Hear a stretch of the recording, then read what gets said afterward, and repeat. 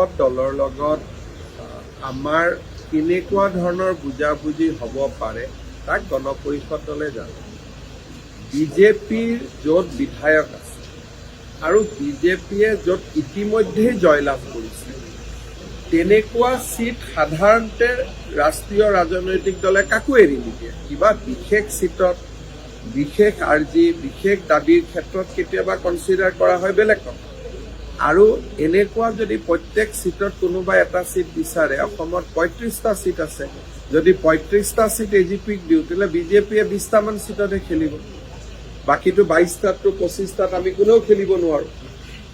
গতিকে মই ভাবোঁ যে আপোনালোকে ডেফিনেটলি শুনোতেও ভুল হ'ব পাৰে বা তেওঁলোকে কওঁতেও, কাৰণ অসমত ৩৫খন জিলা আছে। এতিয়া বাক্সা জিলাত এজিপিয়ে ক'ৰ পৰা চিট ল'ব, চিৰাঙত ক'ৰ পৰা চিট ল'ব, তামোলপুৰত ক'ৰ পৰা চিট ল'ব, কাৰণ তাততো আমিয়ে চিট পাওঁ নে নাপাওঁ ঠিক নাই। গতিকে আমি তেওঁলোকক ক'ৰ পৰা চিট দিম। গতিকে এই গোটেই কথাটো এটা বুজাবুজি যোৱা বছৰ 2021ত হৈছে। গতিকে 2021টোকে ভিত্তিবৰ্ষ হিচাপে লৈ বুজাবুজি হ'ব।